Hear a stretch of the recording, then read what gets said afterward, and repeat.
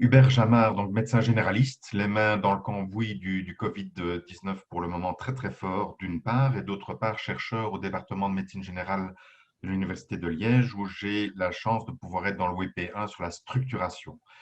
Donc la configuration des pratiques de groupe, c'est la dia suivante, me préoccupe particulièrement. Ah oui, zut, il y a les animations.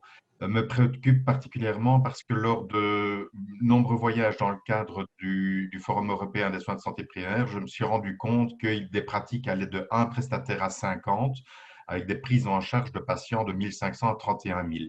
Et donc, toute cette structuration de la première ligne m'intéresse particulièrement et j'ai interrogé lors du dernier forum européen, à travers un poster interactif, ce qui faisait la configuration d'une pratique de première ligne de la part des citoyens, des professionnels et des politiques. Mais tout ce qui fait la configuration d'une pratique de groupe est fort, fort large, raison pour laquelle on a vite restructuré vers une approche ciblée sur la taille de la pratique. Là, alors, cette taille de la pratique, la diapositive suivante, les questions à ces étapes sont la définition d'une population de responsabilité ou non et le lien de cette définition avec les critères qualitatifs tels qu'on a repris dans le quadruple AIM dans le cadre du livre blanc, la définition d'une équipe de soins primaires et la prise en charge généraliste. Parce qu'on se rend compte que énormément de recherches se ciblent spécifiquement sur des approches sur des pathologies, ce qui n'est pas vraiment l'idée ici. Et finalement, aller dans l'étude Qualicop, qui est une étude à laquelle a participé ma copromotrice de thèse, Dion Kringos, qui est une étude européenne qui a été menée de 2011 à 2013. L'idée étant de retourner dans cette étude pour voir quels sont les éléments dont on pourrait se servir et finalement voir comment on pourrait adapter ça en Belgique francophone.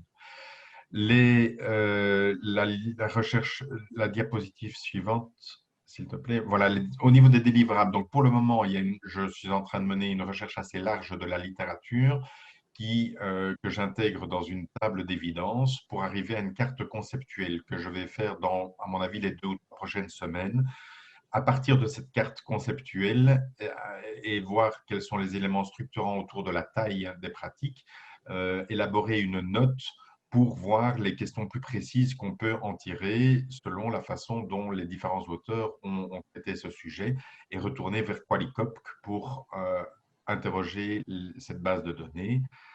Et la dernière diapositive, ben, les liens effectivement avec le Covid d'une part, avec une des hypothèses, c'est que les pratiques de groupe pourraient avoir une résilience supérieure par rapport à des éléments comme celui-ci, la subsidiarité qu'il y a moyen de créer dans les pratiques de groupe et l'influence, est-ce qu'il y a eu une influence ou non de la taille de ces pratiques par rapport aux prises en charge qu'on peut faire.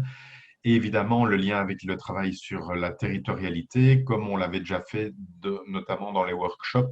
On peut montrer la carte qui est à ça. C'était intégrer ça vraiment dans une approche territoriale avec une certaine population, une certaine réalité et les différents acteurs de terrain. Donc, on voit les liens qu'il peut y avoir avec les différents WP, tant en matière de participation, mais que de la collaboration interprofessionnelle qui va configurer ces équipes.